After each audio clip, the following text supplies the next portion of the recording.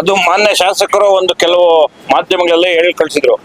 ಜಿಲ್ಲಾಧ್ಯಕ್ಷರು ಓಂಶೇಖರ್ ಚಲಪತಿ ಅವರಿಗೆ ಮತ್ತೆ ಇನ್ನೊಬ್ಬರು JDS ಅವರಿಗೆ ನಾನು ಲೆಟರ್ ಕಳಿಸ್ತೀನಿ, ನಾನೇನು ಅಭಿವೃದ್ಧಿ ಮಾಡಿದ್ದೀನಿ, ಎಷ್ಟು ಗ್ರಾಂಟ್ಸ್ ತಂದಿದ್ದೀನಿ ಅಂತ 3,000 ಚಿಲ್ಲರೆ ಕೋಟಿ ನಾನು ಹೇಳಿದ್ರು. ಖಂಡಿತವಾಗಿ ಕಳಿಸಿದ್ರೆ ನಾನು ಅದ್ರ ಬಗ್ಗೆ ಪರಾಮರ್ಶಿಸಿ ಎಲ್ಲಿ ಮಾಡಿದ್ದಾರೆ ಏನು ಅಂತ ನಾನು ತಿಳ್ಕೊಬೇಕಂತಿದೆ, ಕ್ವಶನ್ ಕೇಳಬೇಕಂತಿದೆ. ಯಾಕಂದ್ರೆ ಎಲ್ಲ ಕಡೆ ಇವತ್ತು ವೇಮಗಲ್ ಭಾಗದಲ್ಲಿ ಓಡಾಡಿದಾಗ ಬರೀ ಜಲ್ಲಿನೇ ಕಾಣಿಸ್ತಿದೆ, ಧೂಳೆ ಕಾಣಿಸ್ತಿದೆ. ಮಕ್ಕಳಲ್ಲಿ ಹಲವಾರು ಸಾಂಕ್ರಾಮಿಕ ರೋಗಗಳು, ಯಾಕಂದ್ರೆ ಧೂಳು ಡಸ್ಟ್ ಅಲರ್ಜಿ ಆಗಿ. ಇವತ್ತು ವೇಮಗಲ್ ಕುರ್ಗಲ್ ಪಟ್ಟಣ ಪಂಚಾಯತಿ ಆದ್ಮೇಲೆ ಒಂದು ಆಶಾ ಭಾವನೆ ಬಂತು. ವೇಮಗಲ್ ಕುರ್ಗಲ್ ಪಟ್ಟಣ ಪಂಚಾಯತಿ ಒಂದು ಉತ್ತಮವಾಗಿ ಇಲ್ಲಿ ಅಭಿವೃದ್ಧಿ ಆಗುತ್ತೆ ಅಂತ.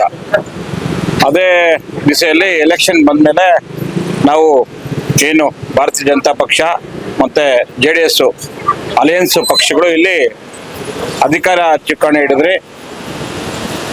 ವಿರೋಧಿಗಳಿಗೆ ಅದೊಂದು ಕೆಟ್ಟದಾಗಿ ಕಾಣಿಸ್ಬಿಡ್ತು. ನಾವು ರಾಜಕೀಯ, ನಾನು ತುಂಬಾ ದಿವಸದಿಂದ ಮಾತಾಡಿಲ್ಲ, ಇವತ್ತು ಇಲ್ಲಿ ಬಂದಿದ್ದೆ, ವೇಮಗಲ್ಗೆ ಬರ್ತಾ ಇರ್ತೀನಿ. ಆದ್ರೆ ನಮ್ಮ ಪತ್ರಕರ್ತರು ಮಿತ್ರರು ಶಂಕರ್ ಇವೆಲ್ಲ ಸಿಕ್ಕಿದಾಗ ಕೇಳಿದ್ರು, ಯಾಕೆ ಸರ್ ನಿಮ್ಮ ಆಡಳಿತ ಪಕ್ಷ ಇದ್ರೆ ಕೂಡ, ನಿಮ್ದೇ ಆಡಳಿತ ಇದ್ರೆ ಕೂಡ ಇಲ್ಲಿ ಡೆವಲಪ್ಮೆಂಟ್ಸ್ ಆಗ್ತಾ ಇಲ್ಲ ಹಂಗೆ ಅಂತ.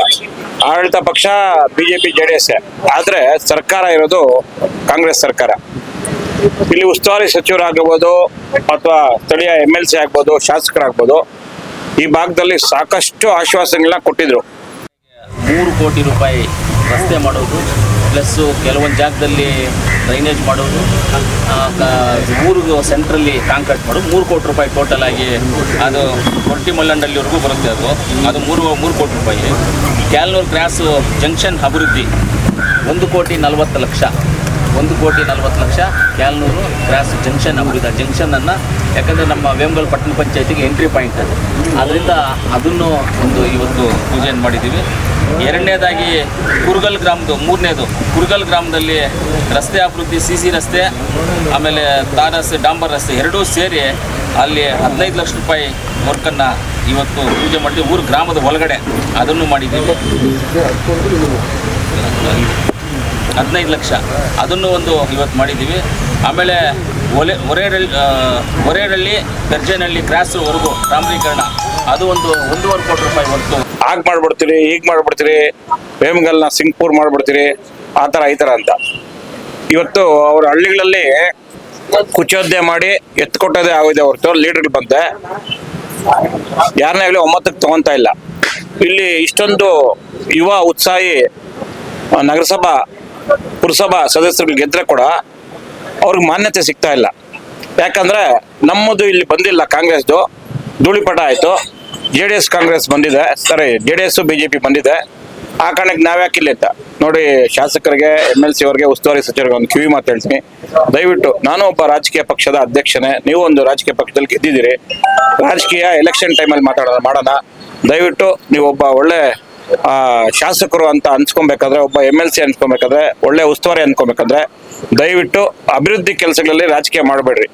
ಈ ವೇಮಗಲ್ಲು ಈಗ ಇಂಡಸ್ಟ್ರಿಯಲ್ ಏರಿಯಾ ಆದ್ಮೇಲೆ ಸಾಕಷ್ಟು ಜನ ಇಲ್ಲಿ ಬಂದು ನೆಲೆಸ್ತಾ ಇದ್ದಾರೆ, ಸಾಕಷ್ಟು ಲೇಔಟ್ಸ್ ಆಗ್ತಾ ಇದೆ. ಆ ಕಾರಣಕ್ಕೆ ಎಷ್ಟೊಂದು ಹೇಳ್ತಾ ಇದ್ರು ನಮ್ಮ ಮುಂದಾಜಣ್ಣ, ನಮ್ಮ ನಾಗೇಶು, ನಮ್ಮ ಗ್ರಾಮಾಂತರ ಅಧ್ಯಕ್ಷರು, ಇವರೆಲ್ಲ ಹೇಳ್ತಾ ಇದ್ರು, ವೈಲೇಶ್ವರೆಲ್ಲ ಈ ಕಡೆ ಅಭಿವೃದ್ಧಿ ಮರೀಚಿಕೆ ಆಗಿದೆ, ನಾವು ಗೆದ್ರೆ ಕೂಡ ಜನ ನಮ್ಮನ್ನು ಕೇಳ್ತಾ ಇದಾರೆ ಅಂತ. ಇಲ್ಲಿ ಹಣನೇ ಬಿಡುಗಡೆ ಮಾಡಿಲ್ಲ ಅಂದ್ರೆ ಯಾವ ರೀತಿ ಇದಾಗ್ತದೆ? ಆ ಕಾರಣಕ್ಕೆ ದಯವಿಟ್ಟು ನಾನು ನಮ್ಮಲ್ಲಿ ಒಬ್ಬ ಅಧ್ಯಕ್ಷನಾಗಿ, ವಿರೋಧ ಪಕ್ಷದ ನಾಯಕನಾಗಿ ತಮ್ಮಲ್ಲಿ ಮನವಿ ಮಾಡ್ತಾ ಇದ್ದೀನಿ, ನಾನು ರಾಜಕೀಯವಾಗಿ ನಿಮ್ಮನ್ನ ಕುಚ್ತಾ ಇಲ್ಲ. ವೇಮಗಲ್ಲು ಕುರ್ಗಲ್ ಪಟ್ಟಣ ಪಂಚಾಯತಿ ಮೊದಲನೇದಾಗಿ ಪಟ್ಟಣ ಪಂಚಾಯತಿ ಆಗಿದೆ. ಸಾಕಷ್ಟು ಸಾವಿರಾರು ಲಕ್ಷಾಂತರ ಜನ ಇಲ್ಲಿ ವಲಸಿಗರು ಬರ್ತಾ ಇದ್ದಾರೆ, ಮತ್ತೆ ಜನ ಇಲ್ಲಿ ಬಂದು ನೆಲೆಸ್ತಾ ಇದ್ದಾರೆ. ತುಂಬಾ ಡೆವಲಪ್ಮೆಂಟ್ ಆಗ್ಬೇಕಂತ ಕನ್ಸ್ಕೊಂಡಿದ್ದಾರೆ. ಆಮೇಲೆ ಯುವ ಉತ್ಸಾಹಿಗಳು ಗೆದ್ದಿದ್ದಾರೆ. ಆ ಕಾರಣಕ್ಕೆ ಇಲ್ಲಿ ಏನು ನೀವು ಮೂಲಭೂತ ಸೌಕರ್ಯಗಳು ಕೊಡಬೇಕು, ಎಷ್ಟು ಹಣ ಬಿಡುಗಡೆ ಮಾಡಬೇಕು ಮಾಡ್ರಿ, ಆಮೇಲೆ ಎಲೆಕ್ಷನ್ ಟೈಮಲ್ಲಿ ರಾಜಕೀಯ ಮಾಡೋಣ. ಆ ಕಾರಣಕ್ಕೆ ದಯವಿಟ್ಟು ಮೂಲ ಸೌಕರ್ಯಗಳು ಕೊಡಕ್ಕೆ ಹಣ ಇಲ್ಲ. ಇಲ್ಲಿ ಹಣ ಬಂದ್ರೆ ತಾನೆ ಅವ್ರು ಏನಾರ ಮಾಡಕ್ಕಾಗಲ್ಲ. ಆದ್ರೆ ಕೂಡ ನಮ್ಮ ಎಲ್ಲ ನಗರಸಭೆ ಪುರಸಭೆ ಸದಸ್ಯರು ಅವರ ಆತ್ಮಸಾಕ್ಷಿಯಾಗಿ ಕೆಲಸ ಮಾಡ್ತಾ ಇದ್ದಾರೆ. ಆ ಕಾರಣಕ್ಕೆ ಈ ಮೂಲಕ ನಾನು ಎಚ್ಚರಿಕೆಯನ್ನು ಕೊಡ್ತಾ ಇದ್ದೀನಿ, ಮನವಿ ಮಾಡ್ತಾ ಇದ್ದೀನಿ, ರಾಜಕೀಯ ಎಲೆಕ್ಷನ್ ಟೈಮಲ್ಲಿ ಮಾಡೋಣ. ಆದ್ರೆ ಈ ಟೈಮಲ್ಲಿ ಅಭಿವೃದ್ಧಿ ಕೆಲಸಕ್ಕೆ ಹಣ ಬಿಡುಗಡೆ ಮಾಡಿ ವೇಮಗಲ್ ಕುರ್ಗಲ್ ಭಾಗವನ್ನ ಡೆವಲಪ್ಮೆಂಟ್ ಫಾಸ್ಟ್ ಆಗಿ ಬೆಳಿಬೇಕಾಗಿರೋ ಇದೊಂದು ಏರಿಯಾ ಇದು ಕೋಲಾರಕ್ಕೆ. ಮುಂದೆ ಒಂದು ವಿಧಾನಸಭಾ ಕ್ಷೇತ್ರ ಆದ್ರೂ ಹೆಚ್ಚಲ್ಲ, ಏನು 2029ಕ್ಕೆ ಏನು ಡಿಲಿಮಿಟೇಷನ್ ಆಗ್ತದೆ, ಅವಾಗ ಆದ್ರೂ ಹೆಚ್ಚಲ್ಲ. ಆ ಕಾರಣಕ್ಕೆ ಎಲ್ಲರೂ ನಾವು ರಾಜಕೀಯ ಮಾಡ್ಬೇಕಂತ ಬಂದಿರೋರೆ, ಆದ್ರೆ ಅಭಿವೃದ್ಧಿಯಲ್ಲಿ ರಾಜಕೀಯ ಮಾಡಬೇಡ್ರಿ. ಮತ್ತೆ ಹಳ್ಳಿಗಳಲ್ಲಿ ದ್ವೇಷ ಭಾವನೆ ಹುಟ್ಟಾಕ್ಬೇಡ್ರಿ. ಜಾತಿ ಮಧ್ಯೆ ಇಲ್ಲಿ ಹುಟ್ಟಾಕೋದು ಅಷ್ಟು ಸರಿ ಇಲ್ಲ. ನಾನು ಕೇಳ್ಪಟ್ಟಿದ್ದೀನಿ, ಮುಂದಿನ ದಿವಸಕ್ಕೆ ಅದ್ರ ಬಗ್ಗೆ ನಾವು ಹೋರಾಟ ಎತ್ಕೊಂಡ್ರಿ.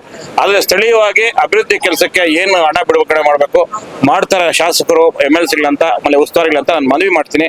ಮತ್ತೆ ಅವ್ರು ಇದನ್ನ ಎಚ್ಚರಿಕೆ ಅಂತಾನು ಭಾವಿಸ್ಬೇಕಂತ ಈ ಮೂಲಕ ತಮ್ಮಲ್ಲಿ ನಾನು ಮನವಿ ಮಾಡ್ತಾ ಇದ್ದೀನಿ. ಇವತ್ತು ನಾವು ಮಾಡಿರುವಂಥ ಪೂಜೆಗಳದ್ದು 18 ಕೋಟಿ ಇವತ್ತು ಮಾಡಿದ್ದೀವಿ. ಅದ್ರದ್ದು ಡೀಟೇಲ್ ಇದೆ, ನೀವು ಬೇಕಾದ್ರೆ ತೊಗೊಳ್ಳಿ. ಪತ್ರಕರ್ತ ಯಾರಾದರೂ ತೊಗೊಂಡ್ರಪ್ಪ, ಯಾರು ಬೇಕು ನೀವು ಕೊಟ್ಕೊಳ್ತಾರೆ ಡೀಟೇಲ್ ಏನೇನು ಯಾವ್ಯಾವುದು ಎಲ್ಲಿಂದ ಇದೆ ಅಂತ ನಿಮ್ಮ ಕಡೆ ಇದೆ. ನಮ್ಮ ಗುರಿ ಒಂದೇ ಒಂದು ಗುರಿ, ನಮ್ಮದು ಅಭಿವೃದ್ಧಿ ಕಡೆ ಗಮನ. ಕಾಂಗ್ರೆಸ್ ಪಕ್ಷ ಅಭಿವೃದ್ಧಿ ಕಡೆ ಇದೆ, ಕಾಂಗ್ರೆಸ್ ಪಕ್ಷ ಅಭಿವೃದ್ಧಿ ಕಡೆ ಇದೆ. ಇವತ್ತು ನಾವು ಹೇಳ್ದಂಗೆ ನಡ್ಕೊಳ್ಳುವಂಥದ್ದು ಕಾಂಗ್ರೆಸ್ ಪಕ್ಷ. ಇವತ್ತು ನಾವು 5 ಗ್ಯಾರಂಟಿಗಳನ್ನು ಕೊಟ್ಟಿದ್ವಿ, 5 ಗ್ಯಾರಂಟಿಗಳನ್ನು ನಾವು ನಡ್ಕೊಂಡು ಹೋಗ್ತಾ ಇದ್ದೀವಿ. 5 ಗ್ಯಾರಂಟಿಗಳನ್ನು ನಾವು ನಡ್ಕೊಂಡು ಹೋಗ್ತಾ ಇದ್ದೀವಿ. ಅಭಿವೃದ್ಧಿ ವಿಚಾರದಲ್ಲಿ ಇವತ್ತು ನಾವು ಎಂಟೈರ್ ಕರ್ನಾಟಕದಲ್ಲಿ ಕೋಲಾರ ತಾಲೂಕು ಯಾರಿಗೇನು ಕಮ್ಮಿ ಇಲ್ಲ, ಎಲ್ಲರಿಗಿಂತ ಒಂದು ಹೆಜ್ಜೆ ಮುಂದೆನೇ ಇದೆ, ಒಂದು ಹೆಜ್ಜೆ ಮುಂದೆನೇ ಇದ್ದೀವಿ ನಾವೆಲ್ಲರೂ. ಯಾವುದೇ ಆಗಲಿ ಇವತ್ತು ಹೇಳ್ತಾ ಇದ್ದೀನಿ, ಇವಾಗ ಇನ್ನೂ ಮಿಕ್ಕಿದ್ದು ಟೆಂಡರ್ಗಳಾಗೋದು, ಟೆಂಡರ್ ಪ್ರೋಗ್ರೆಸ್ಸಲ್ಲಿರೋದು, ಅಪ್ರೂವಲ್ ಆಗಿರುವಂಥದ್ದೆಲ್ಲ ಹೇಳ್ತೀನಿ. ನೆಕ್ಸ್ಟ್ ಇಯರ್ ಎಂಡಿಂಗ್ ಒಳಗಡೆ ನಮ್ಮ ಕೋಲಾರಲ್ಲಿ ನೆಕ್ಸ್ಟ್ ನಾವು ರೋಡ್ಗಳು ಮಾಡೋದಕ್ಕೆ ನಮಗೆ ಜಾಗ ಇರೋದಿಲ್ಲ. ರೋಡ್ಗಳು ಮಾಡೋದಕ್ಕೆ ಇರುವಂಥ ರೋಡ್ಗಳನ್ನು, ಕನೆಕ್ಟಿವಿಟಿ ರೋಡ್ಸನ್ನು ಎಲ್ಲವನ್ನು 99% ಮುಗಿಸ್ಬಿಡ್ತೀವಿ. ಯಾವುದು ನಾವು ಬ್ಯಾಲೆನ್ಸ್ ಇರೋದಿಲ್ಲ. ಅಷ್ಟು ಮಟ್ಟಿಗೆ ನಾವು ದುಡ್ಡನ್ನು ತಂದಿದ್ದೀವಿ, ಅಷ್ಟು ಮಟ್ಟಿಗೆ ಕೆಲಸ ನಡೀತಾ ಇದೆ. ಸರ್, ಈಗ ಮಾನ್ಯ ಶಾಸಕರಾದಂಥವರು ಕೊತ್ತೂರು ಮಂಜುನಾಥ್ ಅವರು 3200 ಕೋಟಿ ನಾನು ಕೋಲಾರ ಜಿಲ್ಲೆಗೆ ಅಭಿವೃದ್ಧಿಗೋಸ್ಕರ ತಂದಿದ್ದೀನಿ ಅಂತ ಹೇಳ್ತಾ ಇದ್ದಾರೆ. ಆದರೆ ನಮ್ಮ ವೇಮಗಲ್ ಭಾಗದಲ್ಲಿ ಎಲ್ಲಿ ನೋಡಿದ್ರಲ್ಲಿ ರೋಡ್ಗಳಲ್ಲಿ ಬರೀ ಜಲ್ಲಿ ಇದೆ, ರೋಡೇ ಸರಿ ಇಲ್ಲ. ಇದ್ರ ಬಗ್ಗೆ ನಿಮ್ಮ ಅಭಿಪ್ರಾಯ ಏನು ಸರ್? ಅದು ಮಾನ್ಯ ಶಾಸಕರು ಒಂದು ಕೆಲವು ಮಾಧ್ಯಮಗಳಲ್ಲಿ ಹೇಳಿ ಕಳಿಸಿದ್ರು.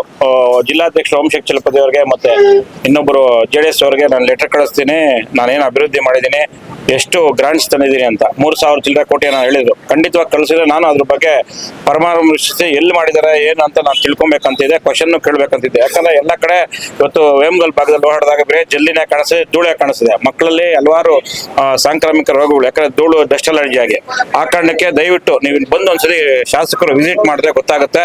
ಈ ಕೂಡಲೇ ಶಾಸಕರು ಬಂದು ಮತ್ತೆ ಸಂಬಂಧಪಟ್ಟ ಅಧಿಕಾರಿಗಳನ್ನ ಕಳಿಸಿ, ಏನ್ ಜನ ಇವತ್ತು ಪರಿತಾಪಿಸ್ತಾರೆ, ಟೈರ್ಗಳು ಪಂಚರ್ ಆಗ್ತಾ ಇರೋದು, ಜನ ನಡೆಯಕ್ಕೆ ಬೀಳ್ತಾರೆ. ಪಂಚರ್ ಆದ್ರೆ ಎಲ್ಲ ಹಾಳಾಗೋಗ್ಲಿ ಪರವಾಗಿಲ್ಲ, ಆದ್ರೆ ಜನ ವಯಸ್ಸಾಗಿರೋರು, ಯುವಕರು ಸ್ಕೂಲು ಕಾಲೇಜುಗಳಿಗೆ ಓಡಾಡ್ಬೇಕಾದ್ರೆ ಬಿದ್ದಾಗ ಏನಾಗ್ತದೆ ಅದನ್ನ ಗಮನದಲ್ಲಿ ಇಟ್ಕೊಂಡು ಎಲ್ಲೆಲ್ಲಿ ಜಲ್ಲಿ ಹಾಕಿದ್ರೆ ಆ ಉಲ್ಲಂಕಲ್ಲು ಈ ಕಡೆ ಭಾಗದಲ್ಲೆಲ್ಲ ತುಂಬಾನೇ ಜನ ಓಡಾಡಕ್ ಆಗ್ತಿಲ್ಲ. ಅದಕ್ಕೆ ಗಮನ ಈ ಕಡೆ ಹರಿಸ್ಬೇಕು. ಇಂದು ದಿವಸಗಳಲ್ಲಿ ಖಂಡಿತವಾಗಿ ನಮ್ಮ ಪುರಸಭಾ ಸದಸ್ಯರುಗಳನ್ನ ಇಟ್ಕೊಂಡೆ ಹೋರಾಟ ಮಾಡ್ಬೇಕಾಗ್ತದೆ.